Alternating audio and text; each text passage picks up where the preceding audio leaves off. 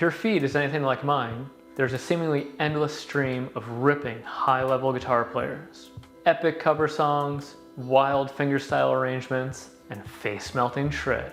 I've known very good guitar players, great guitar players, and I've met true artists. Instrumentalists who have moved past a command of the fretboard, beyond technical virtuosity, who speak through the guitar. Players who combine elements of our all-time favorite guitar moments with unmistakable style, touch, and musicality. Tunes. They actually write great music. Berklee College of Music professor, reluctant fusion royalty, vintage guitar connoisseur of the highest order, and my teacher, Julien Kasper, is one such musician. I sat down with Julien, and this is what he had to say. Julien Kasper, great to see you, man. It's been too long. It has been a while, as we were just reflecting. Maybe we shouldn't say how long it's been. Right. Well, you look the same. Hopefully, I look the same too. That's what people tell me, but maybe they're just gassing me up. Yeah, no, you look the same. I've been listening to your stuff for the past few days, and it's humbling. Your playing's always been humbling. And I'm also thinking about some of my other favorite artists and how they elevate their genre. And there's usually this kind of like cross-pollination that occurs in terms of like classical pianist Bill Evans immerses himself in jazz and makes Oscar Peterson look like Animal from the Muppets in comparison with his touch and all of that. Or another similar person would be like Leonard Bernstein, classical conductor, goes to New York, writes the best musical ever. And when I'm listening to your playing, I'm hearing all the jazz, sensibility and acumen and all the rock tones and virtuosity. But at the heart of it, it seems like I'm hearing a blues guitar player. So let me know about your own. I know fusion is a four-letter word in guitar land, but if somebody comes to your show, what can they expect to hear?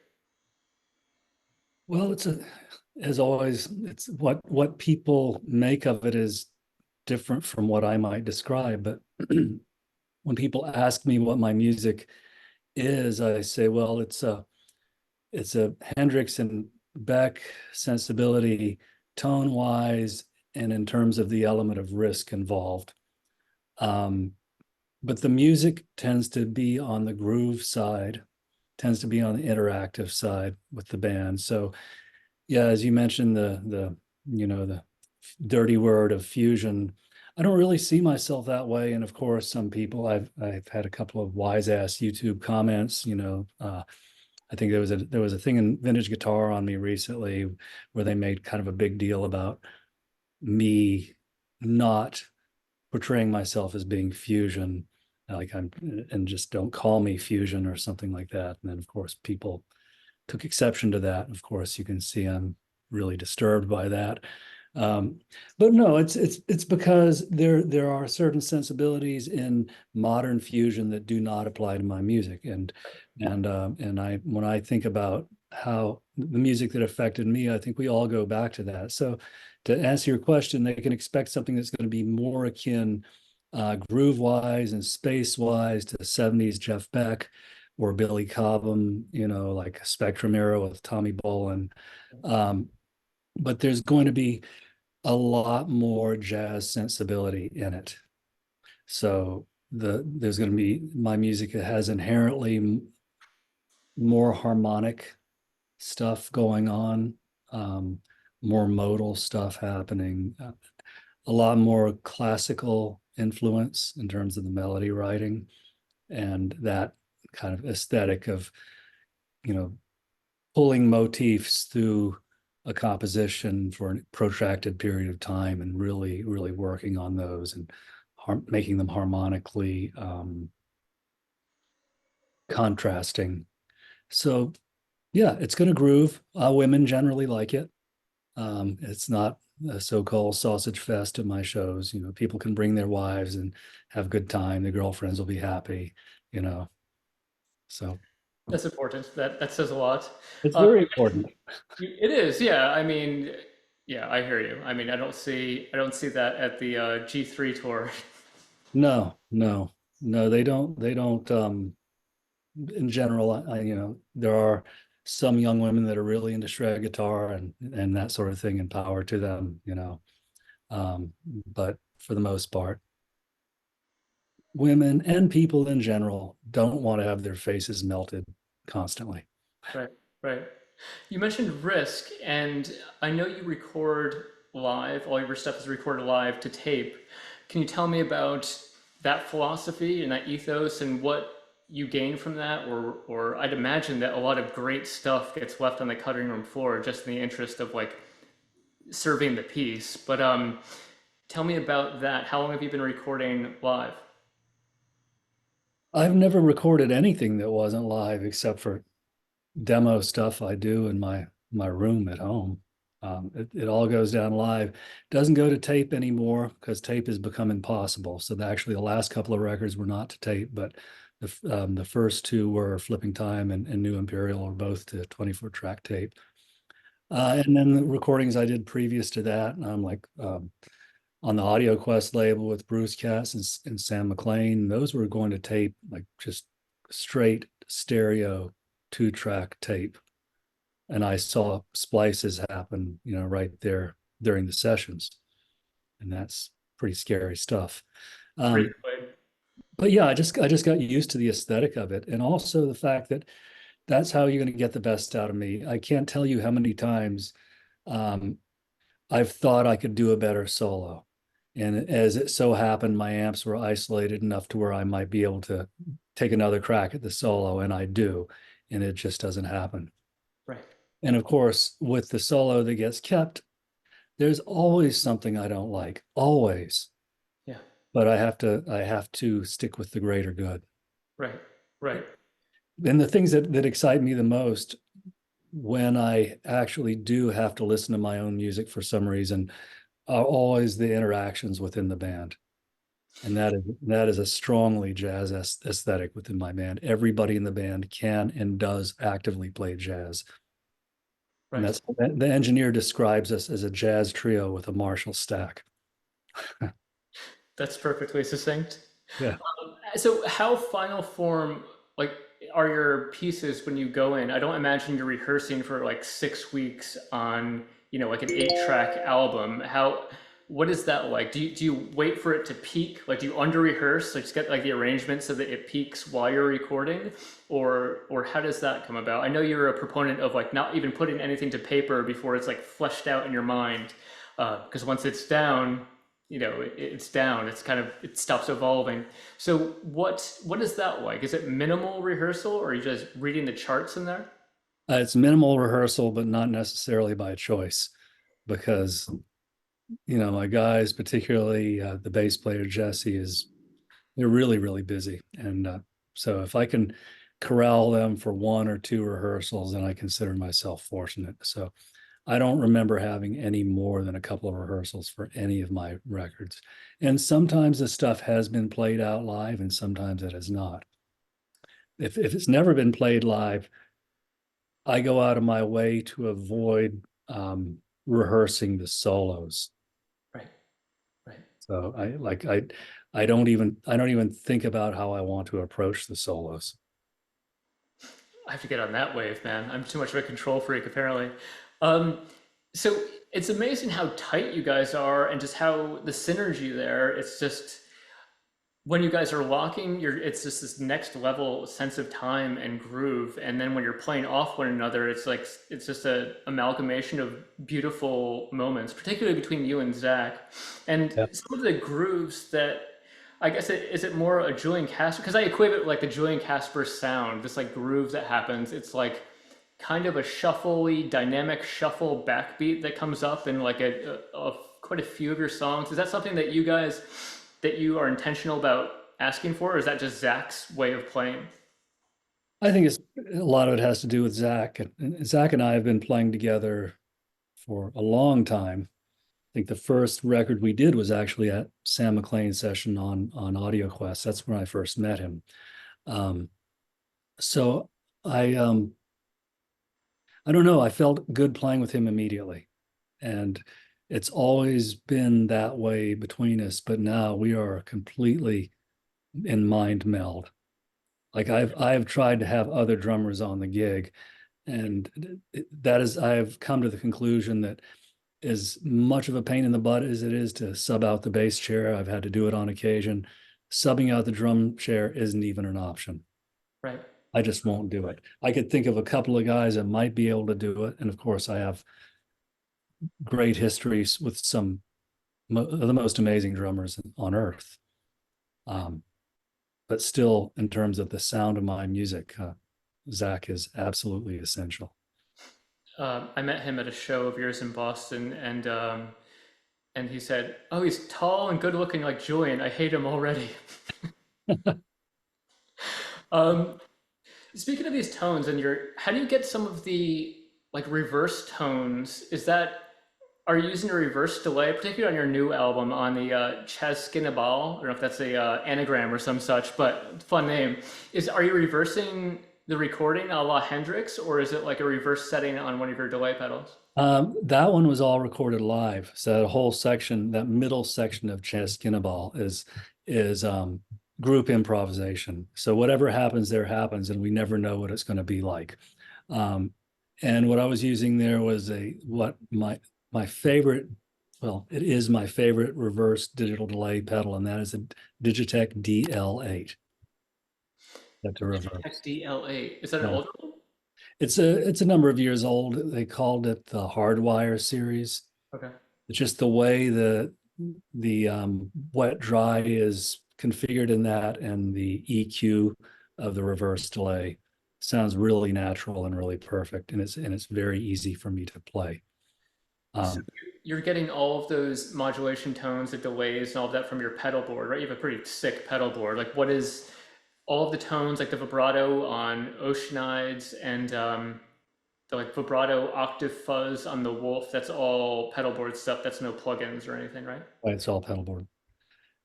But what happens in the studio is I dismantle my pedal board immediately. I get there and I go, oh God, that's got to go, because you put the array of expensive microphones in front of your amps, and you start hearing what things do to your signal chain and what additional cables do and all that. Right.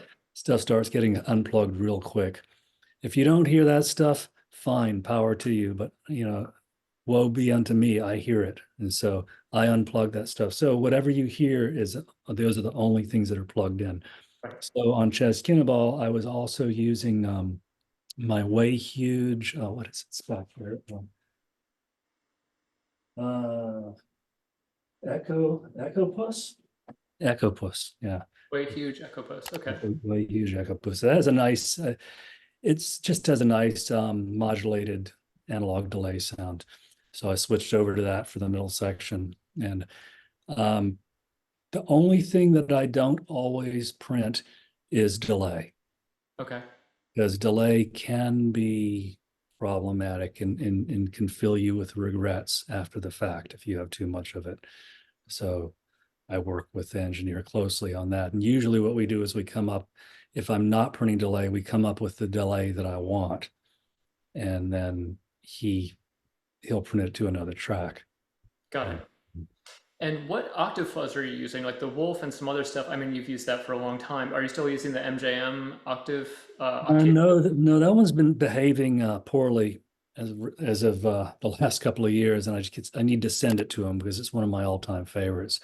I've been using, what did I use? Oh, I think I used the straight up Dunlop Hendrix, cheese wedge Octavia, which does sound really, really good. And lately I've been using the Purple Platypus, which Okay. is the way huge George Tripp's take on that. Got it. And I don't know the sound well enough, but on King Cake, is that a Mutron biphase? Like, what is that sound on Yeah, there? that's the way huge Atreides. That thing is Oh, demented. yeah, that is totally demented. It's super cool. I'm like, this sounds like the Mutron, I think, but I mean, it's been a while since I've even heard that on like a Jeff Beck recording. Are you into like, do you have an original octave fuzz or no? Are you into all of that as well as your vintage amps and you must be Strats and the like? I'm into the vintage amps and Strats. Vintage pedals, not so much. Yeah. I've had a few in the past. I have an Echoplex, which doesn't really qualify as a pedal. Right, That's the right. only vintage effect I have around. And I've had old fuzz faces and tube screamers and that sort of thing. And unfortunately, most of them don't hold up. And you know, Right. the components drift and they lose their tone. And the fuzz faces I've had never held up. And I never knew enough to think, oh well, I can just hang on to this, and maybe if I knew 20 years before the fact that I would meet George Trips and he would make me all these amazing fuzz faces, then I could have sent him one of my old ones and said, hey, could you please make this thing good again? But I have one from the '90s you can have if you want it. It needs to be dealt with, but the fuzz tone was never something I could get happening. Like you and Eric Johnson seem to like really get a lot out of that. I don't know. It's just it's a tricky thing. Then germanium versus silicon fuzz, right? What would be the distinctions between those in terms of what you can feel or hear? well, the conventional wisdom is that germanium is warmer sounding, a little bit less gainy, and has more of a gradual cleanup. Um, has more organic, perhaps, and that silicon is brighter, gainier, creates more mayhem, cleans up more instantaneously, like a switch on, like your volume control becomes almost like an on-off switch from saturation to clean. But the fact is, there are all kinds of gray areas between those. It's like gradations. When I first met George at NAMM, I believe it was in 2007. I was there with DePergo guitars, and I was introduced to him by Chris Occolini, who does he used to do the Octone pedals and pedal mods. He still does it on his own, but he doesn't sell them anymore. But he introduced me to George, and George heard me play in the booth, and I was critiquing the new Hendrix fuzz face and Octavia, and I was being a little bit dickish about it. This is too bright, the way you're running it into the amp, it's not really telling me anything, so on and so forth. And I gave him a copy of the new Imperial. And 2 months later, he emailed me and said, what is your ideal fuzz face? Just write me, a couple of paragraphs. So I wrote like a Magna Carta on what the ideal fuzz face was to me. And at the time, before that, I'd been using a MJM London fuzz and a couple of other things, which were all really nice. But like 2 months later, I get this fuzz face in the mail, and it's still my favorite one. In the first try, he just knocked it out of the park. And it's a silicon fuzz face, but it has many of the properties of a germanium fuzz face. It's not quite as gainy. It's not quite as bright. The cleanup is a little more gradual. So on my recordings, that's pretty much the fuzz face that you hear. It's the one that always passes the audition. And I have God, I at least 10 or 15 of them around here. That's the one that always gets recorded. 15 fuzzes. Okay, well, everybody has their Yeah, I've got issues with fuzz faces. In fact, and he pretty much did all of them to me, or he'd send me prototypes. Like he sent me a prototype Eric Johnson fuzz and prototype Bonamassa fuzz and some other things that are cool, but maybe I should just send them back to him because I always just use the same one. got it. Um, Speaking of cleaning up with the volume pot, what are you using on the volume swells on Green Hill or upon Green Hill? It sounds like almost Holsworthian, like synth pad. It's probably like sacrilege to you, or like not a welcome comment in your mind. But what are you using on the volume swells on that track? Well, first of all, I love Holsworth, Oh so yeah, I can tell, but I can tell, sure. yeah. But what I used, that was recorded after the fact. So the solo is live. Right. And then I went back and I used a TC Sustainer Parametric EQ, which was a pedal they made in the 80s. And in fact, I believe Holsworth used to use one. I know Eric Johnson used one.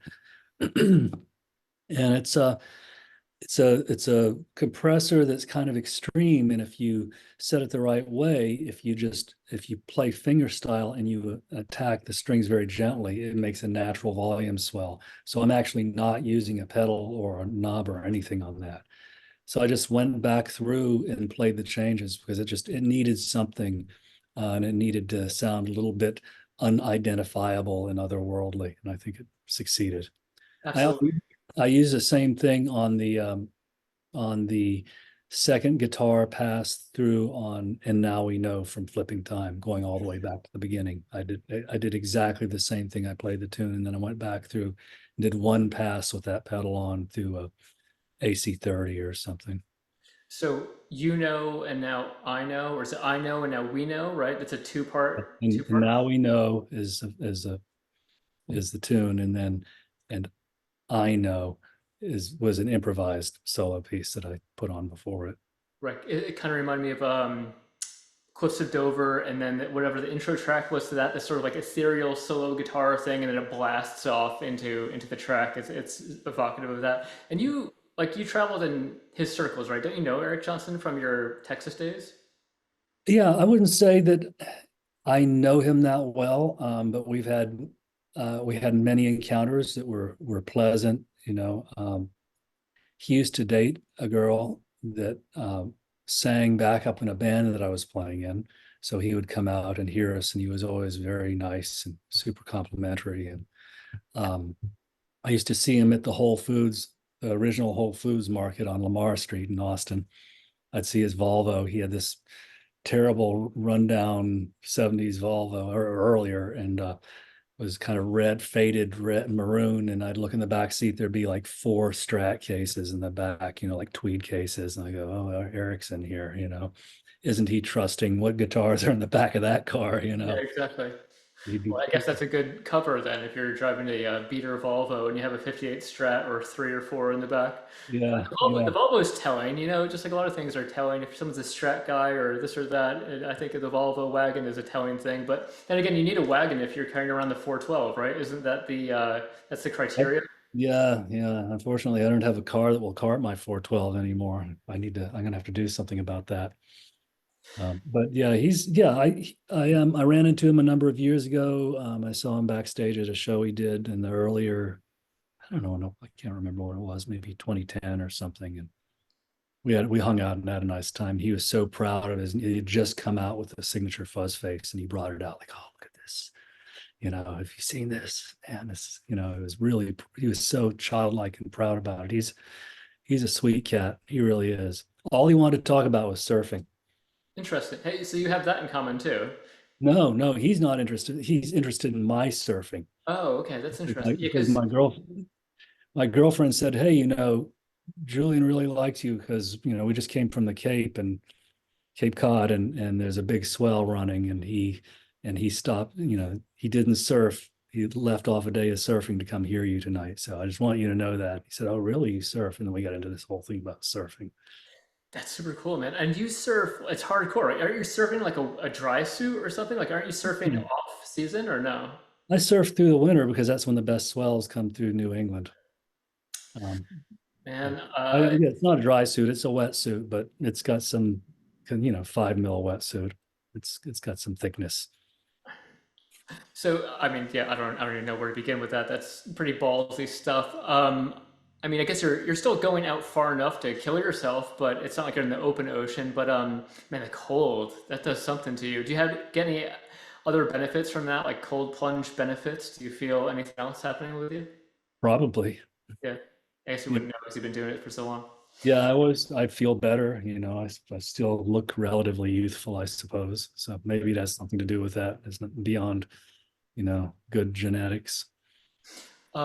So seems to be, I don't know enough about it, but I just know that there's sort of unwritten rules in surfing and sort of a surfing culture and kind of like standoffish philosophy. Do you get anything? I don't know. What would even, does it inspire your music or are there parallels there with like being in the moment in surfing and the perfect wave that's ephemeral and the fleeting moments when you're improvising? Absolutely. Yeah. In terms of surf culture, not so much. Localism, unpleasantness, all these elements are not things that enter my music, but they're definitely part of surfing. But yes, Oceanides, that the tune, that was I wrote that while I was surfing. I heard that while I was surfing, the main part of it, the big riff, and then other stuff I wrote. But I had to rush home to get that down. I actually put that on paper so I wouldn't forget it. Right. So yeah, that's so certainly yes, and the fact that the playing field is actually fluid, and your every wave is different and it constantly shifts with the wind and the tide and the atmosphere, the temperature of the water. The things are constantly in motion, and there are places that you can go in the world where the waves are consistent and they're machine-like and they're almost exactly the same every time. But that's not New England. Right. Do you take those trips? Do you go to Hawaii or Portugal or whatever? I've never been to Hawaii. I've surfed Panama, Costa Rica, Mexico, California. I I feel haven't that's the been best to, waves for you. um, actually, it's funny. I surfed Panama, and there's a on the Caribbean side of Panama, there's an area that has waves that are very tropical in nature. They break over coral reefs. They come from deep water. They barrel.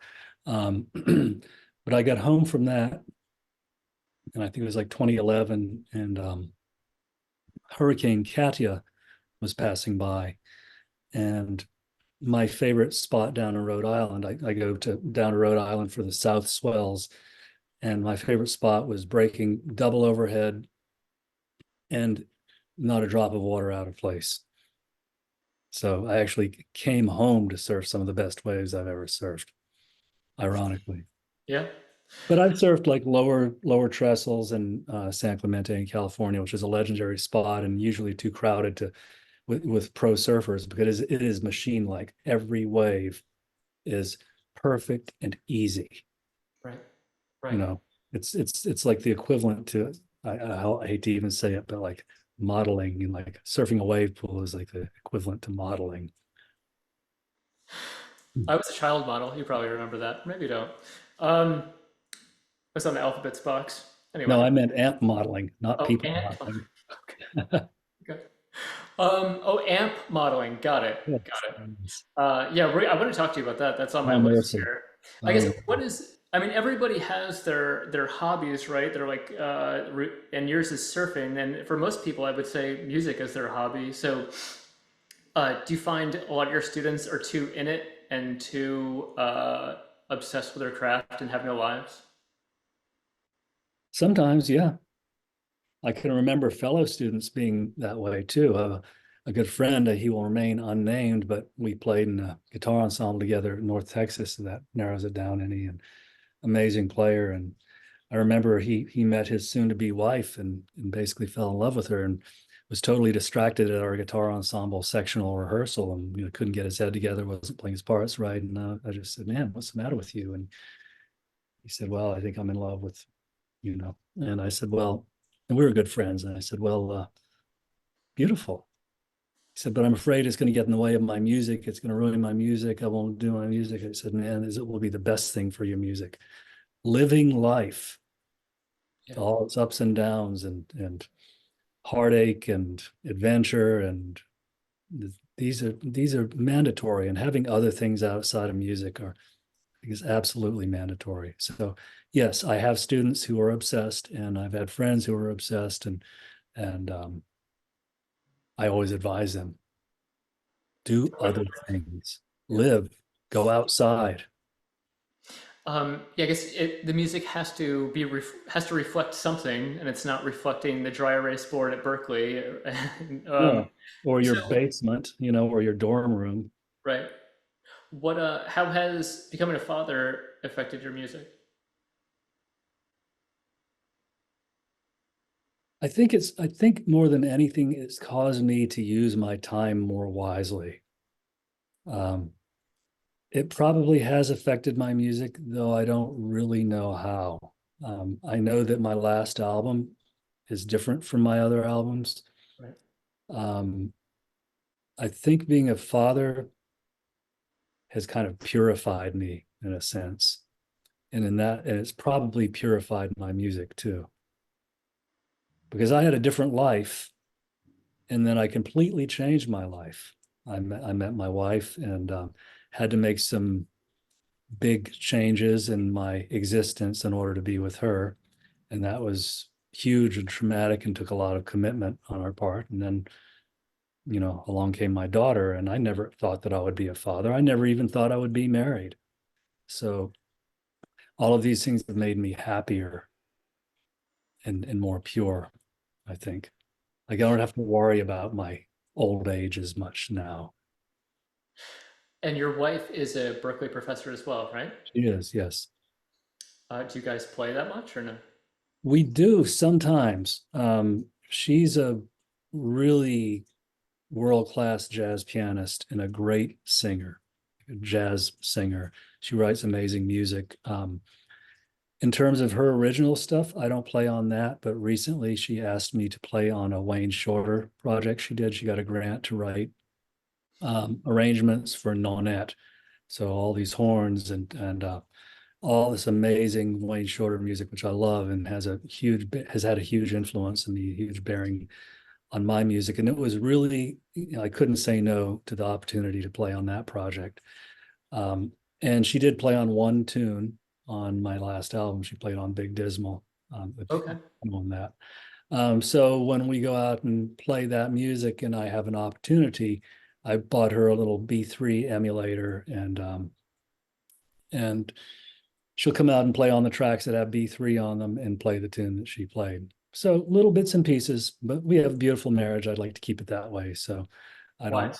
yeah, I want to, I'm careful. I think we're both careful about how far we take it.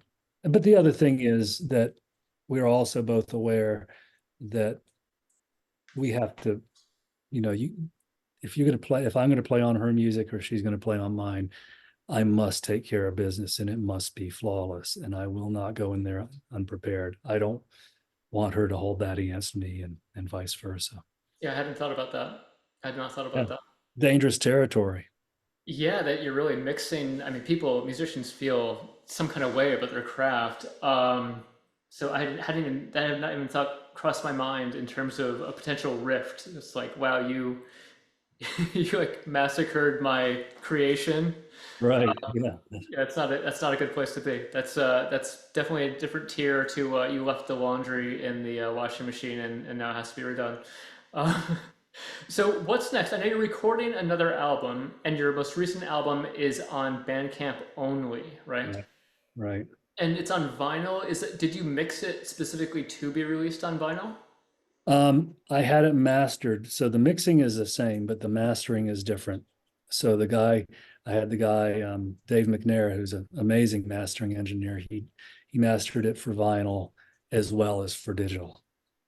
So you can download the full quality digital at Bandcamp, or you can buy the vinyl. If you buy the vinyl, it comes with a download card in it.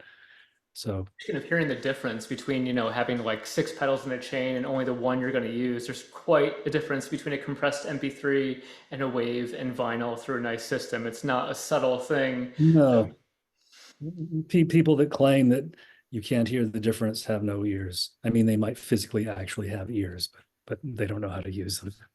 I wanted to show or to ask you, obviously, about Berklee. And you've been a professor at Berklee for how long? I'm embarrassed to say, but I will. I think that this coming year will be my 29th year there. Wow. Okay. It's kind of unimaginable to It me. is. Yeah. Yeah. 2025 will mark that year because I started in the fall of 1996. Wow. Okay. And Rick Peckham connected you there. He hired you. He did, yeah. He was the one most responsible for it. That was just I called him because he was connected to me.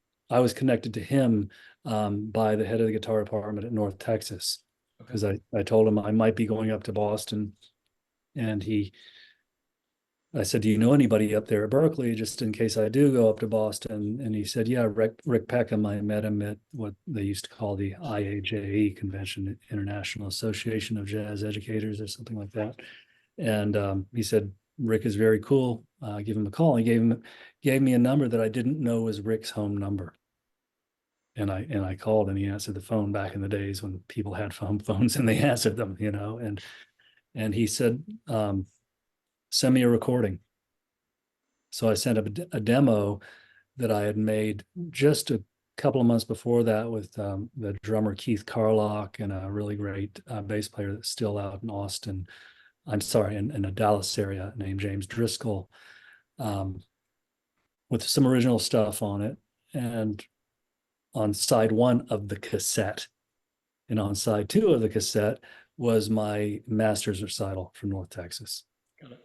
And Rick basically, to make a long story short, said, yeah, after I checked back with him a couple of weeks later, he said, yeah, if you come up here, you got a gig.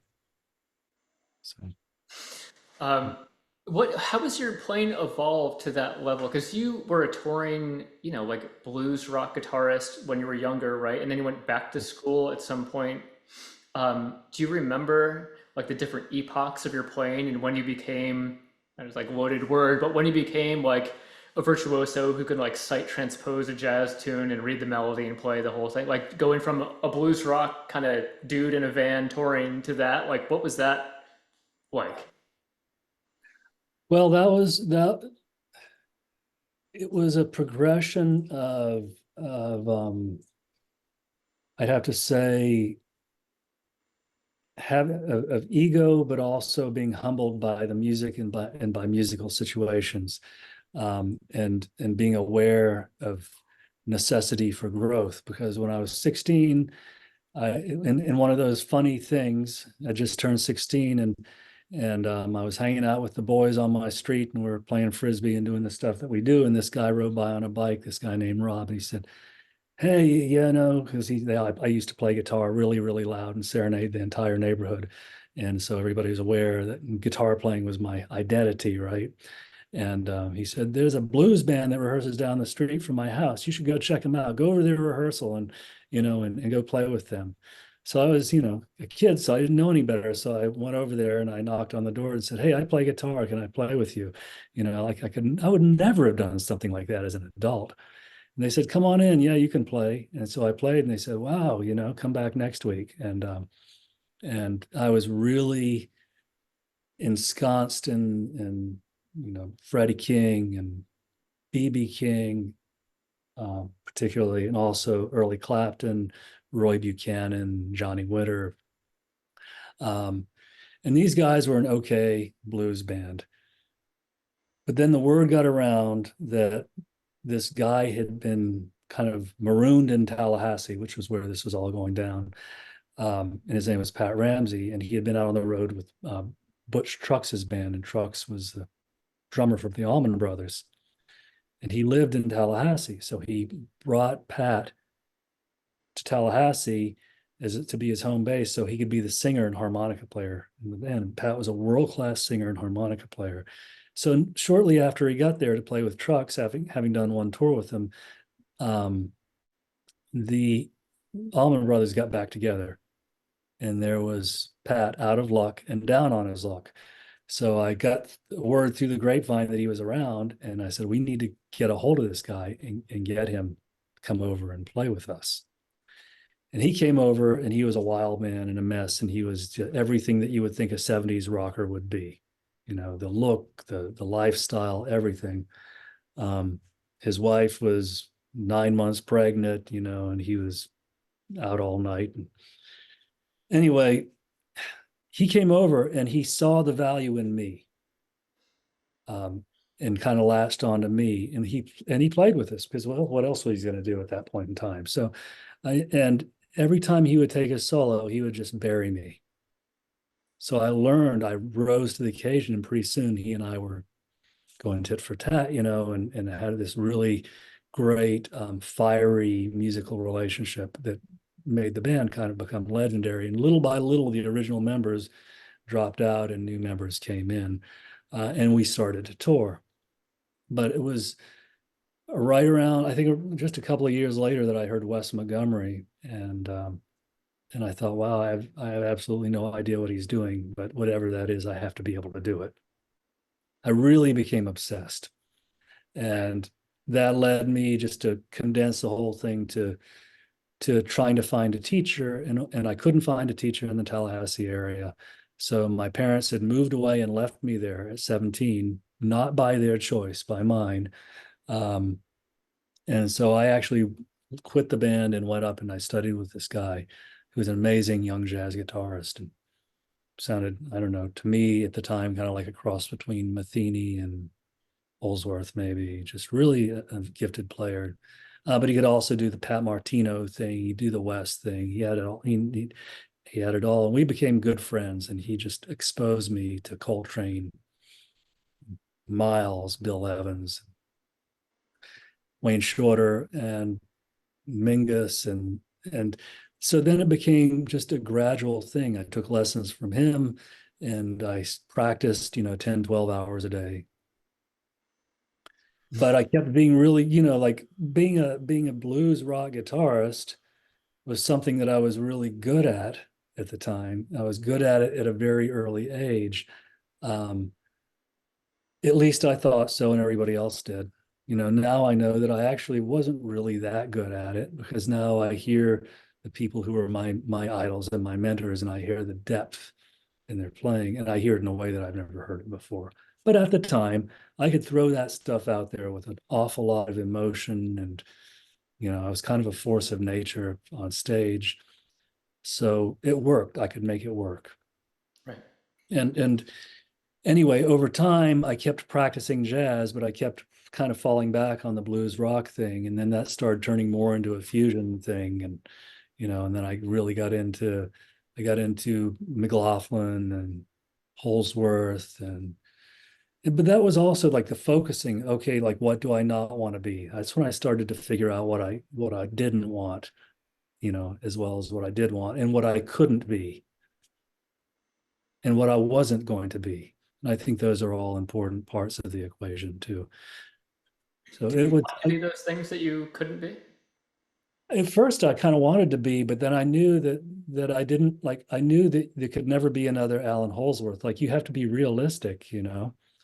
And I could hear, this was during the 80s, and this was the height of the shred era, right? And so I could hear these guys sort of naively emulating what Holsworth was doing, but in a very diatonic fashion, Mhm. and but trying to emulate the sound and the technique, and um, and having spent all these years kind of just completely ensconced in Coltrane and Wayne Shorter, Miles, fusion, and like rock oriented fusion as it was at the time, and really really slick stuff, with very static rhythm sections and that sort of thing, or super busy rhythm sections where everybody was playing the smallest possible subdivision somewhere in the texture of the music at all times. These were all things that I absorbed and rejected. Right. Yeah. So playing with people who are better than you is generally regarded as the best way to evolve, right? What That else would be on that list for people, for like guitarists who are thinking about going to Berklee? what should they be doing? Um, well, they should be working on their musicianship.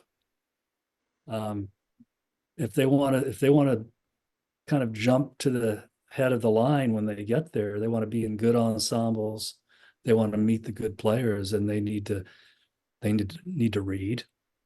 And that's a hard pill to swallow for many guitarists. Right.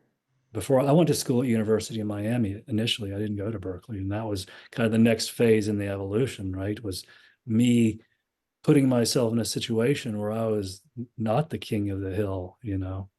And what I did really well was not front and center. And actually, I got there, nobody even knew that I did this whole other thing. I was just kind of another kid trying to play jazz guitar, but I was in my mid 20s and getting my ass kicked by kids who were 5 years younger than me playing tunes much better than I was, right? Right. So, um, but nevertheless, I worked really hard on my reading. I worked on what I knew I would have to be doing when I got there, Right. playing tunes, my repertoire, playing over changes. Now Berklee is sort of a different thing because you can go in there and play basically any style of guitar. And I don't, I'm not promoting Berklee. I mean, they do plenty of good enough job of that on their own, right? But I will say that I think the guitar department is certainly the most eclectic. Um, it has the greatest opportunity for wide-ranging study with people in any number of different styles and levels of expertise. It's amazing, and it's been that way for a long time. But I think if you go there with some kind of stubborn mentality that you're going to do what it is that you do, and you're going to do only that. And when you get out, you're going to continue to do that, whatever that may be. You're cheating yourself of a, enormous opportunities for growth. So I mean, maybe I skirted my way around your question, or maybe I didn't answer it at all. But I think musicianship things, reading, writing, music, on learning about harmony. Right. You know, Yeah, harmony is very often a miss for a lot of guitarists. I remember the kind of the level. I think I remember the level I was at when I went to Berklee, and the swift kick in the ass with certain things I got there. What?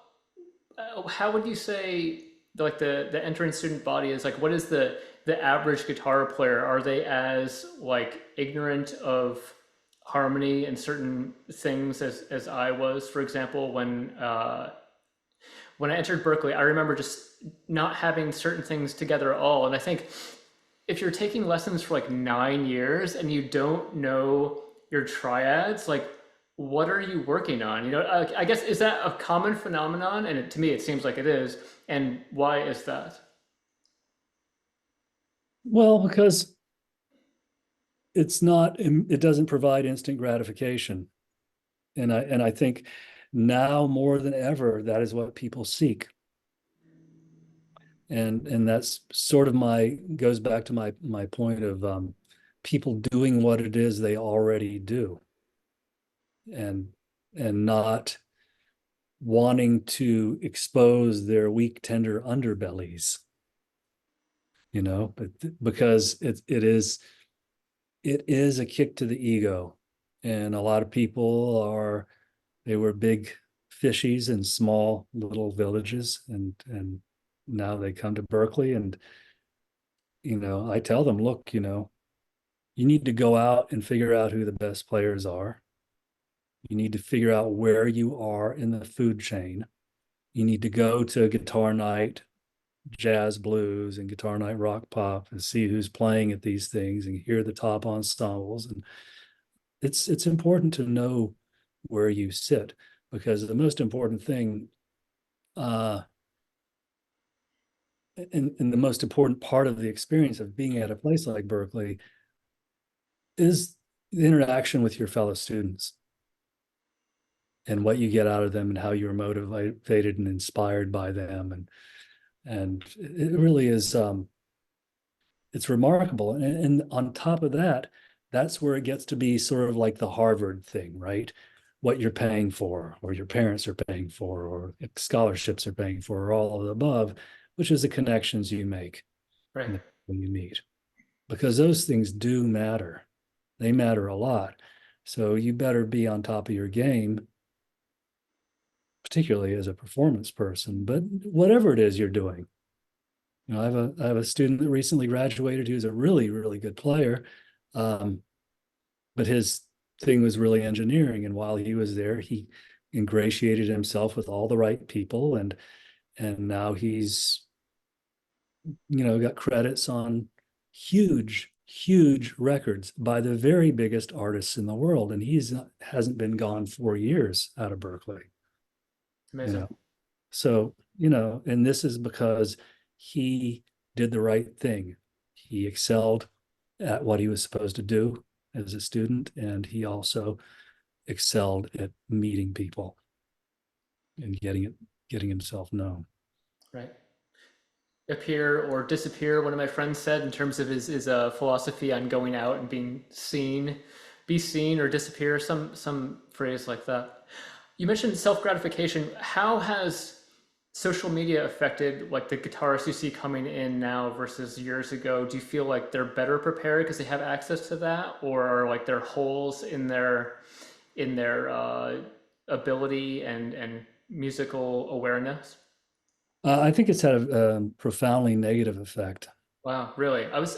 God, I thought it would be the other way around. I think about all the Guitarmalade content I put out there and how, like for example, the triads thing. Like I didn't know my triads. I went to Berklee and I learned them in like that semester, and it's like I didn't know that I was supposed to be working on them. So I wonder like what things fall through the cracks. Like there's not your average 12-year-old trumpet player can read better than guitar player, and your average, drummer is going to understand basic subdivisions and rhythms on like a whole other level than a guitarist who's been playing for 10 years. And I guess just culturally, I wonder why that is. But um, so if you would say that social media and all of those resources have had a deleterious effect on their level of playing. I think so. Yeah, it's funny because yes, I mean everything you say is true, and people do put out good content. You put out good content. I appreciate it. I'm glad to see you put those triads out there and interesting scales and things. Well, you try to balance. I see what you do, and you try to balance sort of ear candy with fundamental stuff that will, so one thing gets their attention, the other thing perhaps they will be drawn into it. Um, but it's not really the educational content, which is vast beyond the imagination.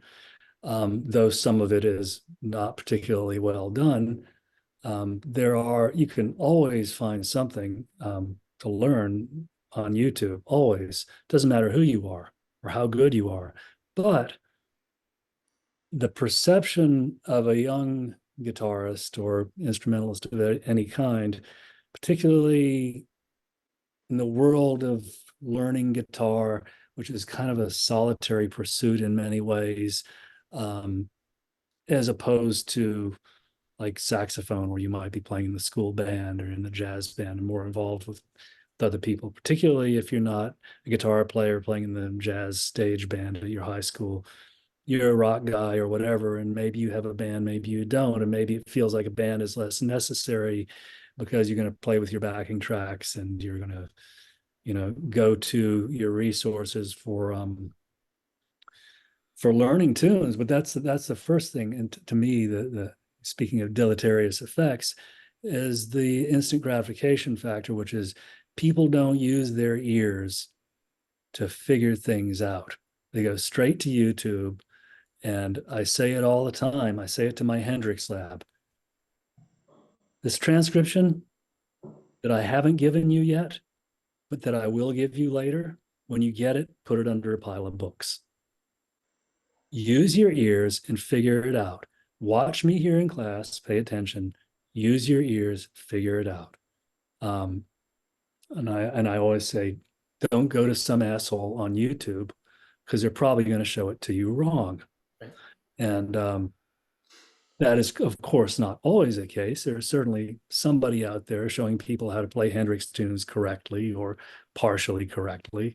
Um, but it just leaves off this whole really beneficial part of development, which is actually doing things wrong in the discovery, sort of circuitous route to figuring out who you are and what you want, and like I was saying earlier, what you want to embrace, and then what you might end by rejecting, um, as being part of your style, your music, your aspirations.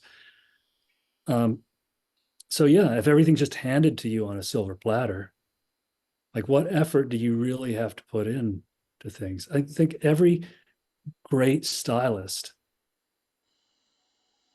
came from, for the most part, came from this era of limited access.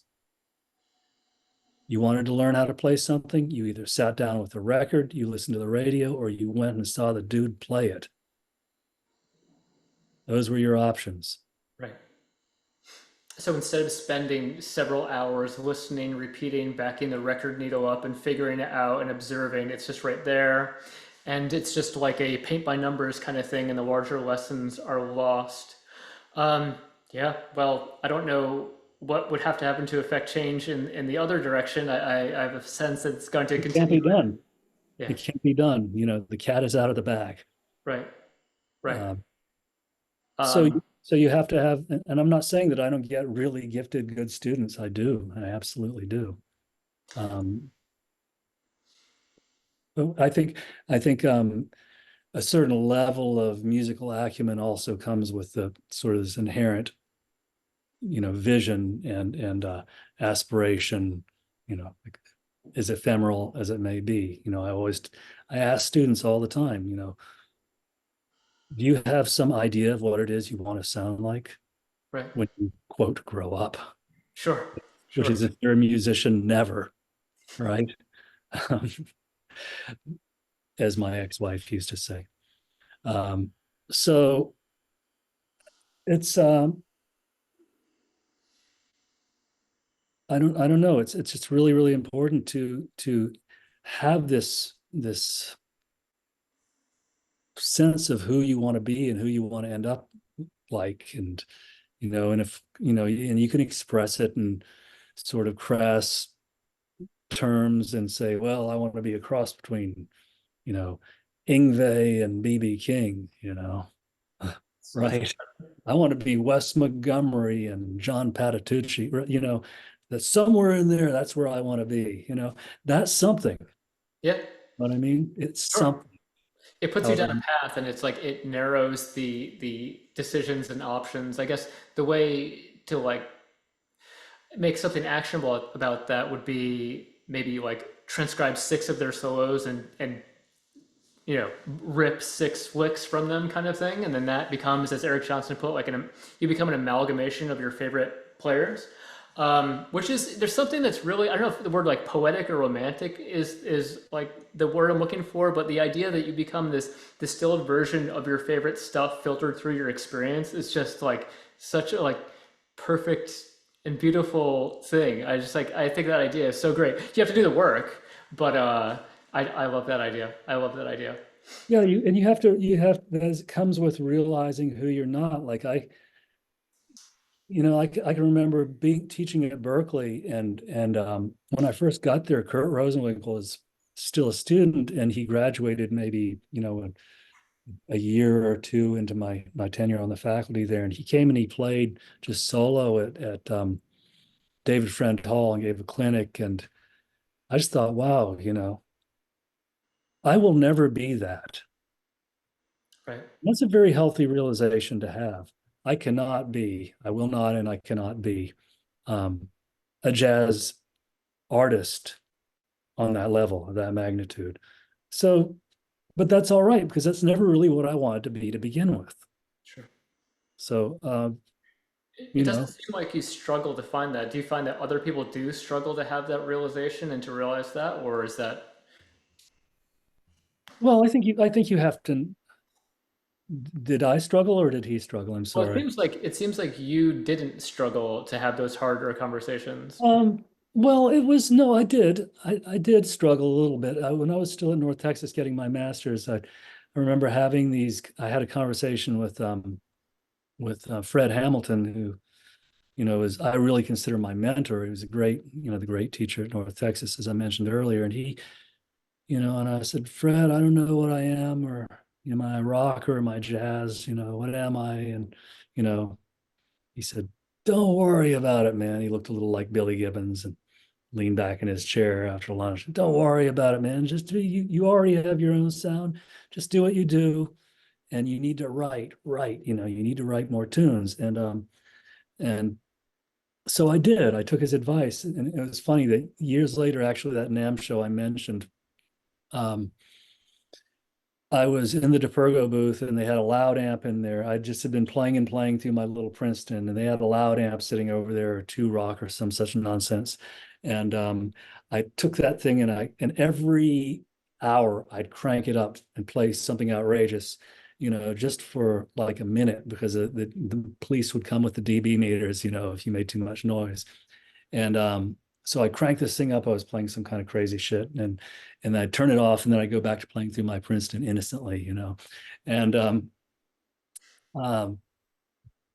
I'd just done that. I just played something wild, really loud, and I was back playing through the Princeton, and I felt a presence, and I looked up, and it was Fred Hamilton, and he said, "Man, I was coming down the escalator.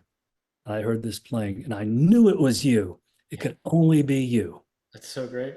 Yeah, and that was one of the almost chokes me up to think about him saying that to me, because it was a realization to me. I thought, man, he really, I really do have a sound of my own, and he heard it, and it wasn't my music. It was just me playing some bullshit.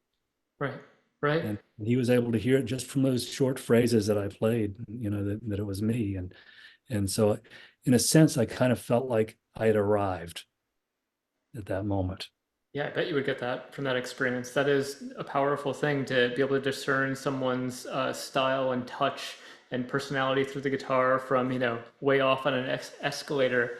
Um, I heard a similar story. Yakov Gubanov, who was the counterpoint conductor or a counterpoint teacher at Berklee. Do you remember him? Yeah. I guess he studied with Shostakovich, and he had a friend. He was like an amazing person.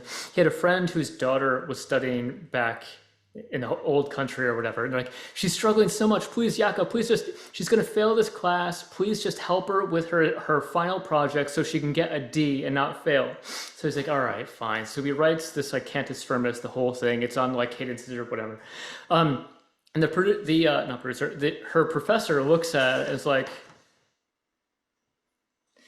so tell me, how do you know Yakov Gubanov? Oh man. It's like that's the level. It's funny. Yeah. There's like levels to everything, and just the level of musicianship. I think your average person has like absolutely no idea about. No, they don't know what goes into it. They have no idea. I had no idea when I was 18 years old what I was getting into. No idea.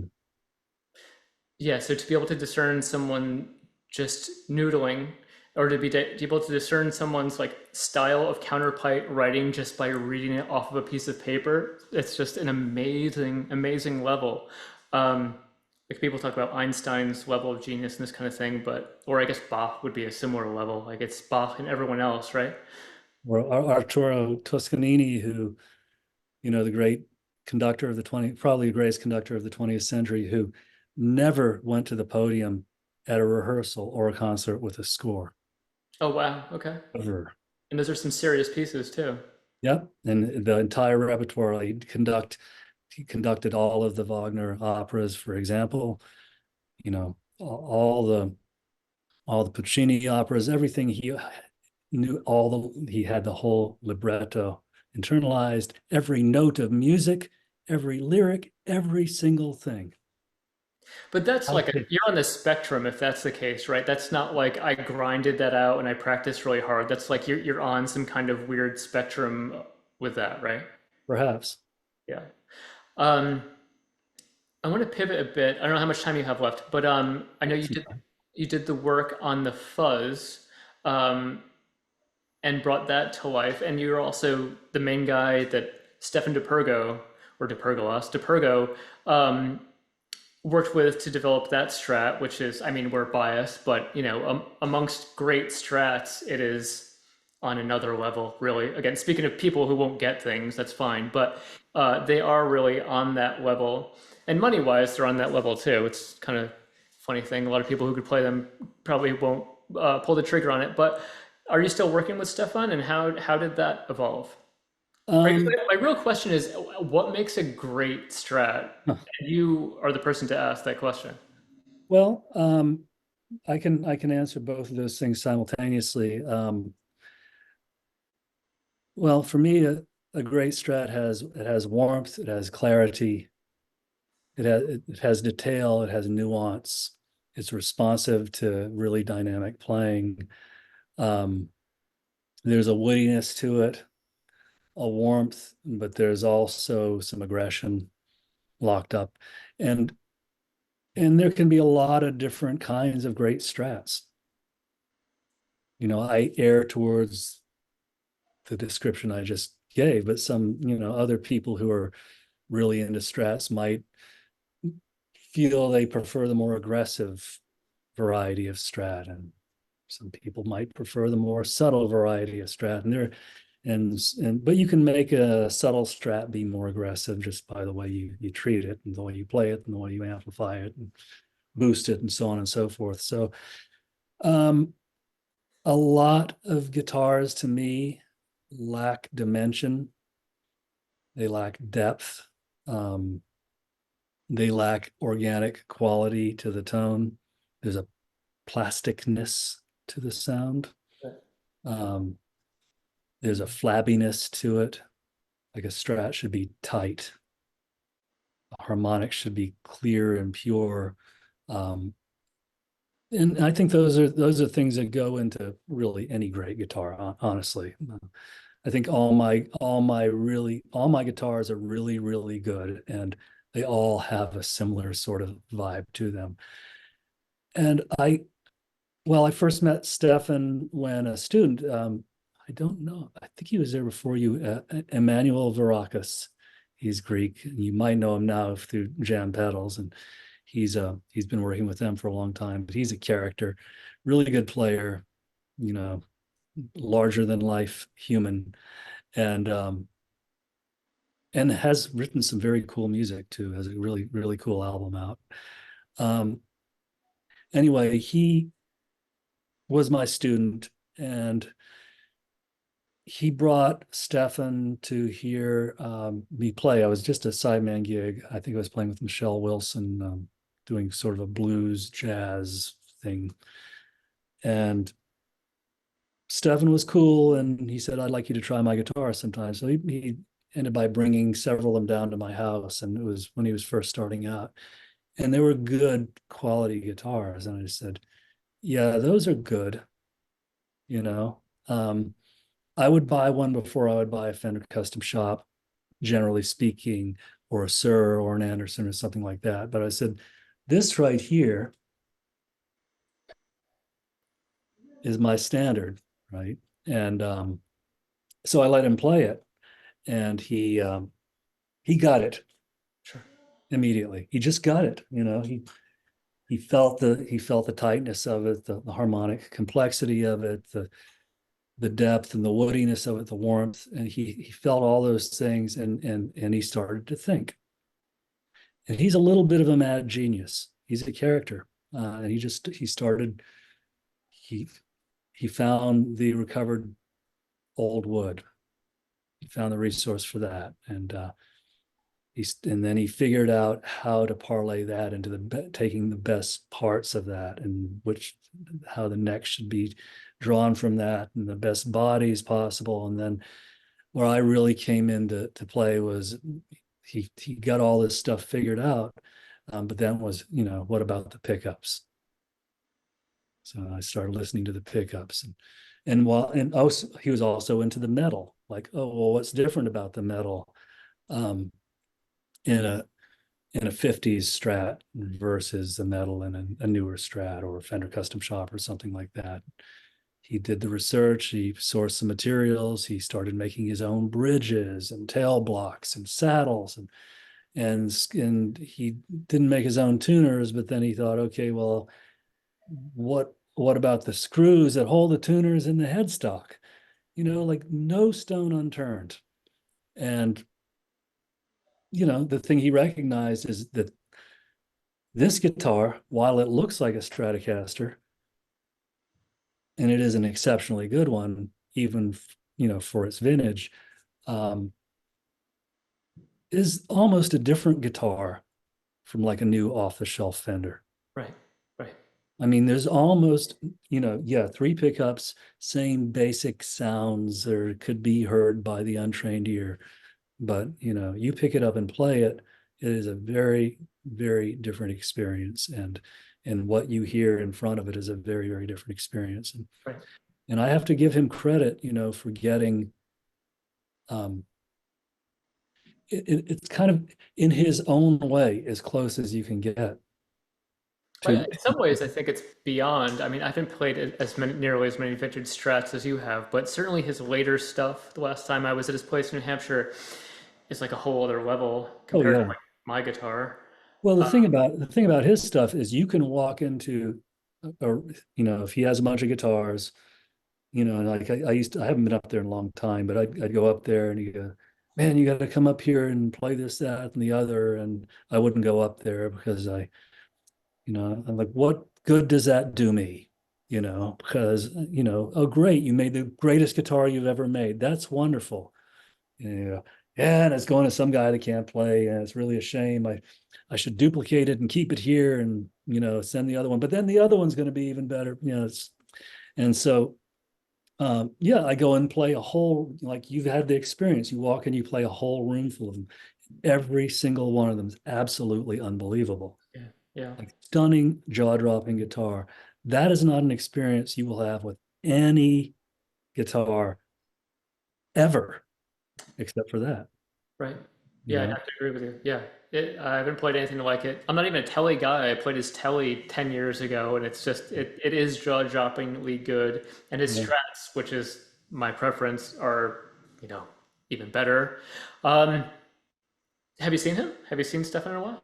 I haven't seen him in a while. This was maybe in the springtime. I've been gone all summer, and I'm long overdue to call him. And when we have a call, it usually goes on for an hour or two. So Oh my God, that's how that goes. Yeah, yeah, absolutely. yeah, he's busy and I'm busy, and um, but I don't know, if he's making that many guitars right now. I think he still is, and he still has orders out. But I think a lot of things happened that were pretty unpleasant. And there's a lot of jealousy in this business. Um, so I think a lot of people went a long way online towards undermining the business, and it's really tragic. And um, I I think that the guitars continue to be better than ever, but I don't know how many are being made and are sold. And to me, the irony is, of course, that now of all times, vintage guitars have gotten so insanely expensive that it even the price of a DePergo at 10 or 15 grand or more represents a pretty good bargain when you consider that you have to pony up 25 grand for a 65 Strat, Right. which is Not even the most desirable of the Strats, right? right, exactly. Yeah, I mean, it depends on the individual guitar, but yeah, and you'd have to go play an awful lot of them before you found one that was really, really good. So, they probably most of them would be better than your average, say, custom shop Strat, but they're not going to, you're still paying 25 grand for a guitar. And that's it's all going into the hands of collectors and people of means, Right. certainly not into the hands of musicians. But at the time Stefan's guitars were starting to head into the price range they were in, you could buy a 65 Strat for the same price, Right. which Right. people say, oh, why would I buy a DePergo when I can buy a 65 Strat for 15 grand or whatever? Right. And it's gonna go up in value. And actually, I think the DePergos hold their value pretty well, in fact. So So I've seen. yeah. Um, if we pivot from the greatest gear to what people are missing about the amp emulation argument, you're like one of the most discerning ears in the guitar world. So what are people missing with that argument? Well, I think the first thing they're missing is that it's fundamentally right there in front of your face. It is an emulation. It is a simulation, and it is therefore not the real thing. You know, I think you're into cars, right? And I kind of am too, but I've never sat down behind the wheel of, just I'll pick for example a real Ferrari, right? But I've never driven one, but if I did, I would imagine that would be different than sitting down in a simulation of like a simulator of a Ferrari, or like flying a fighter jet is different than flying in a flight simulator. The, it's just different. It doesn't feel the same. It's not going to be the same. And I think like, well, I heard something hilarious the other day. I maybe read it somewhere about front of house engineers and this whole thing, and people, debating somewhere, maybe somebody posted something on Facebook about the prevalence of, front of house engineers wanting to show up with some kind of, line in your done deal, silent stage sort of thing. Okay, they'll give you back your sound in the monitors or whatever. And one guy was a front of house engineer was saying something to the effect of guitar players have become so disoriented by the fact that they're playing on a silent stage and the only thing that can actually be heard on the stage is the drums, that now he is putting wedges behind them with their emulated guitar sound coming out of it. I'm just thinking, okay, Simulacrum of simulation, right? That one. is there something amiss here? Have you made the connection to what that could actually be? So, but then there's, if you're sitting there and you get your whatever, your Kemper and or whatever you have, and you dial up your idealized version of what you think a great old Marshall sounds like and feels like to play, and you're enjoying that, then power to you. Plugging into something like that stuff I have behind me back there, like the 100-watt Super Lead, which is the most played record on my albums. It sounds amazing. And it's funny, ironically to me, that amp is the easiest thing to get a great sound out of. I mean, the logistics of doing so are not easy, Right. but I know that when I plug into that thing, it's going to sound good. Yeah. But the act of playing through that is an act of daring, because every breath, everything you do with your fingers, every single dynamic thing, if you're playing a really dynamic guitar through that amp, you are exposed. Right. Right. Yeah, that is the main quality of the Superga that stands out to me is how reactive it is. And if you play through a Marshall, which that's its character, I can only imagine. I played my guitar through a Plexi once at Water Music Studios in Hoboken, and yeah, it was everything I hoped it would be. I hadn't played a Plexi up until that point. I should have bought one back then when it was like $2,000 for a Plexi when I was, at Berklee. I should have bought one, but I know. you know, I was so thinking of the various ones that got away.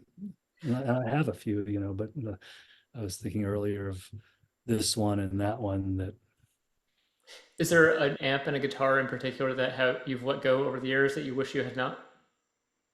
um, well, I sold the aforementioned Emmanuel Varakis. I sold him a 69 Plexi tremolo head that I didn't feel that I needed because I'd recently gotten a 68 Plexi tremolo head. Right. Um, Right. but I kind of missed that amp. But other than that, no, I don't actually buy that many guitars or amps. Right. It might seem strange when but I don't have a huge collection of stuff, and I only get what's really, really great. And if it's not great, then I let it go, and I have no regrets about it. Things that I haven't bought that I should have, no, those are things that I have regrets about. Right.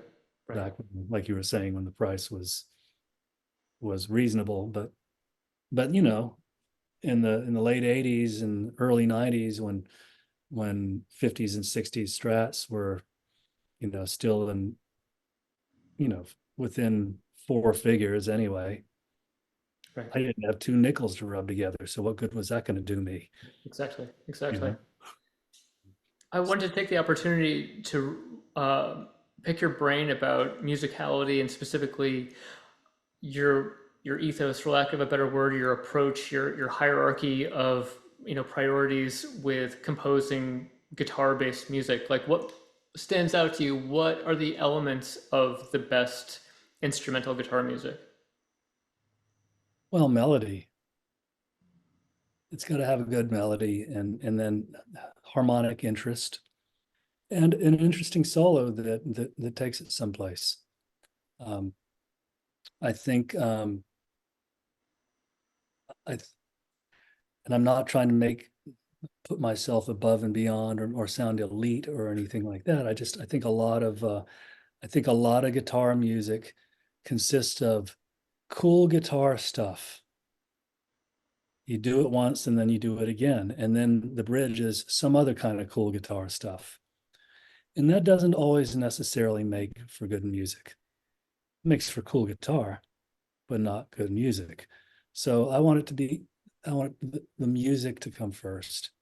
And if there is some kind of cool thing that happens to be a part of that, then great, beautiful, that's fine. I also draw a distinction between what I affectionately call stupid music, stupid tunes. But I say that with affection because there is a great art in writing tunes that are kind of simple and stupid, but yet are fun to play. And I do that too, you know. So I aspire to the level of the greatest writers of stupid tunes, like Freddie King, for example, or John Scofield, right?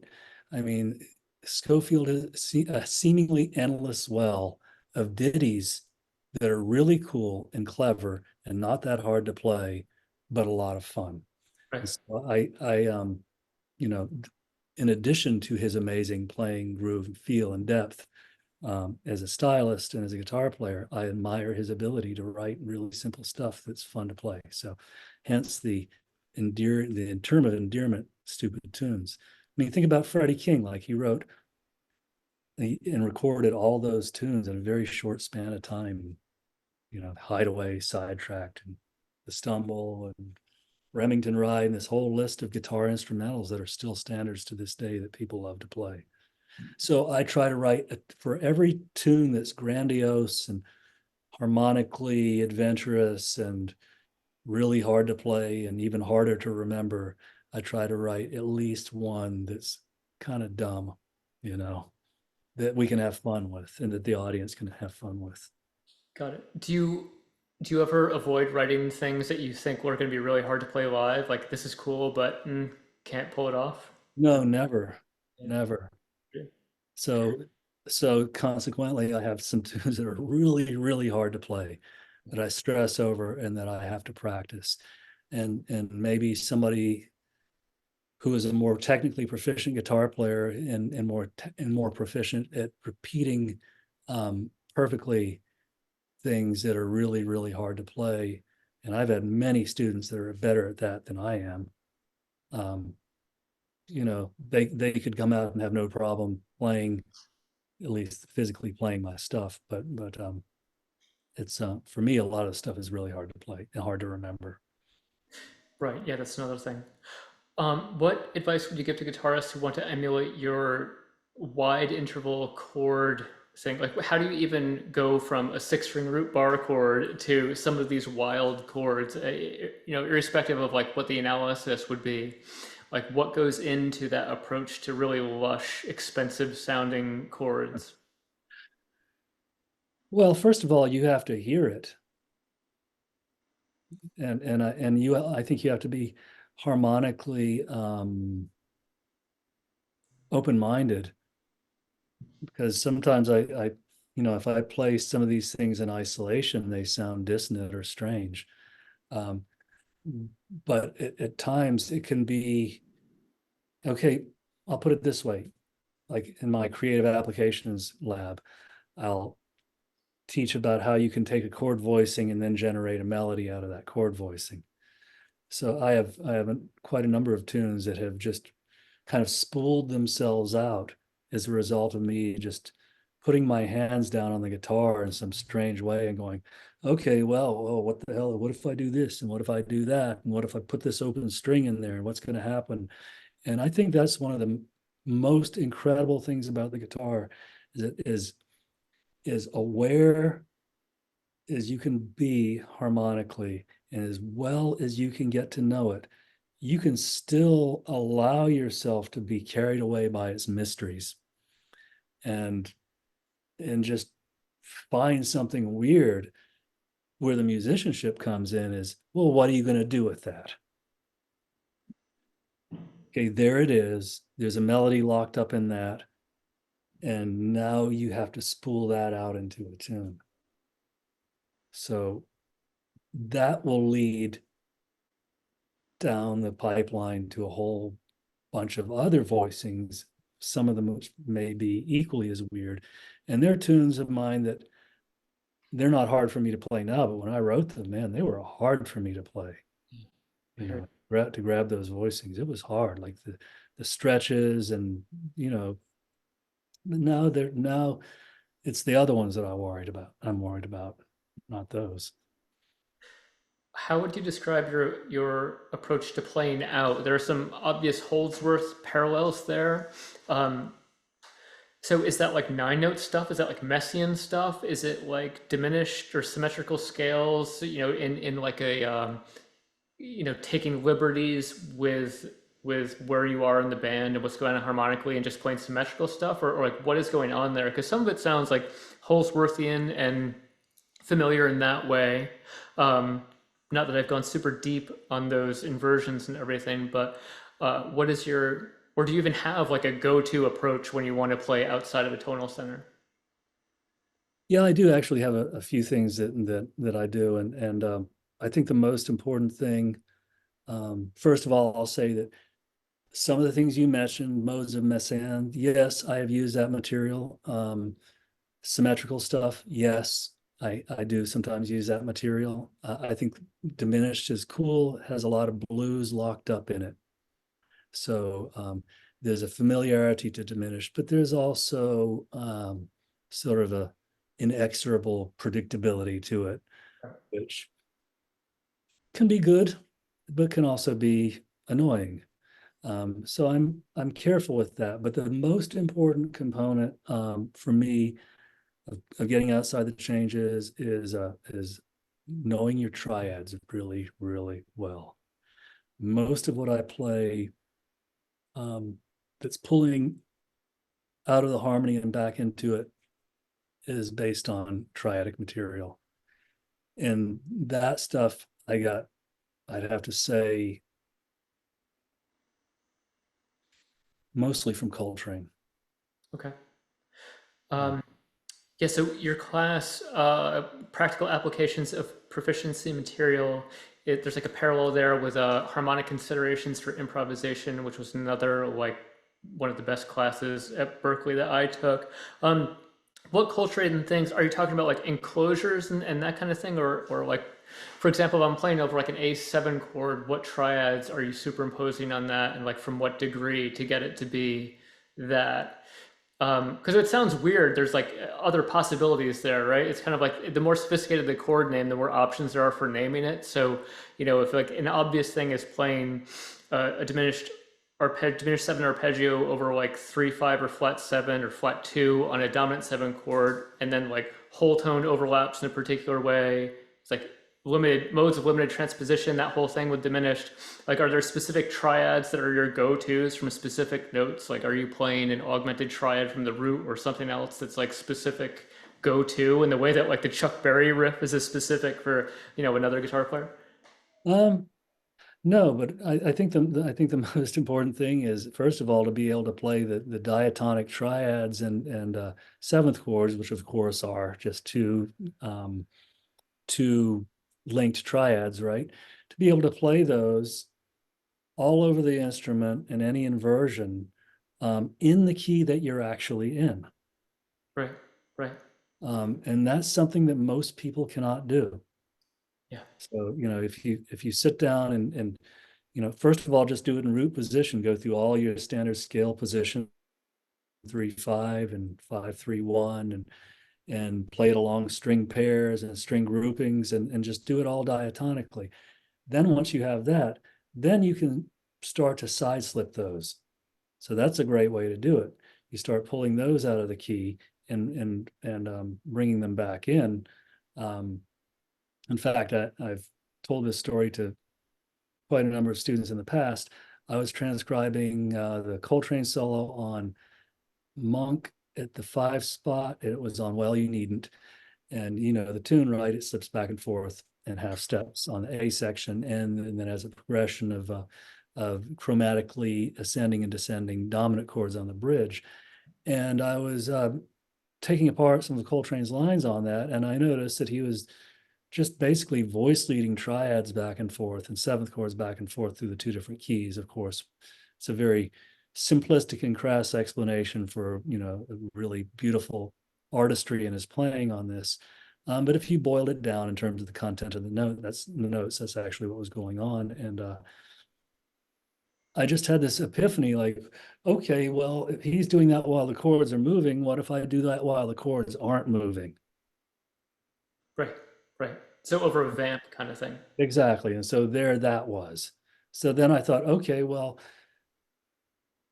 then this is a very important thing. Another thing that my students will be familiar with me saying is when you're transcribing and you learn something from a player, don't leave it at that. You know, you have to project yourself into it and think, what did that individual practice in order to get to that?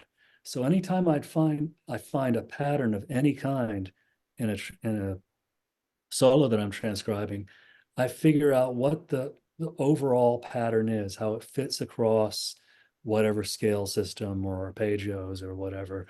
And then I work it out.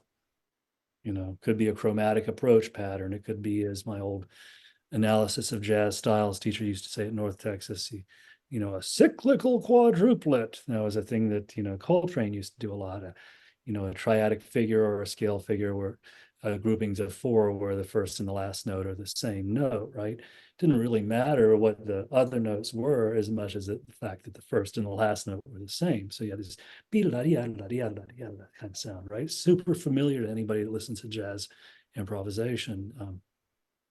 So I, in figuring out that Coltrane solo, I thought, oh, well, he just obviously practiced his diatonic triads, ascending and descending in all 12 keys. Clearly, he played them in every inversion and across the entire register of his horn. Maybe I should do that too, right? What a thought. Yeah. And so I started to do it. And I thought, wow, this is hard to do. I thought I was pretty good, but I'm making a lot of mistakes, you know. So um, this is the kind of thing that can give you the fundamental command to start manipulating material like that. And that's why I say, you know, command the diatonic realm, and then the chromatic realm will be your oyster, right? We're gonna make a T-shirt out of that one. Yeah. Yeah. And Uh, I guess on the guitar would be unique if you're starting and ending in the same note. You could hit that on the next adjacent string for a unison and get that like different timbral difference, which I hear you do anyway. I'm not like telling you anything you don't know. Do you have any criticism of Coltrane? Because usually it's just nothing but obsequious utterances about Coltrane and that kind of thing. Do you have anything where you're like, eh? well, sometimes, you know, he sounds a little bit sharp, but it doesn't bother me, you know. He died too young. That's a criticism I have of him. He didn't take care of himself. You know, he destroyed his health at a young age, and but I don't know.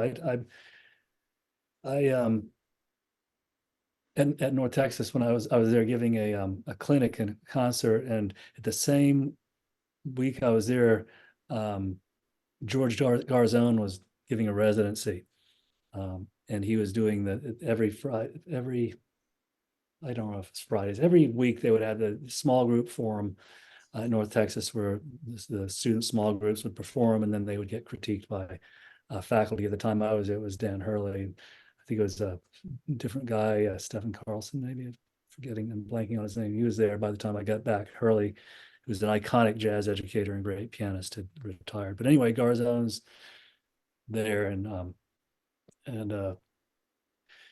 somebody asked him a question, you know, I was taking questions, and they say, oh no, a teacher asked him a question, said, George, if you have a student that comes in and says, you know, I'm not into Coltrane, I don't listen to Coltrane, I really don't want to have anything to do with Coltrane, what do you show them?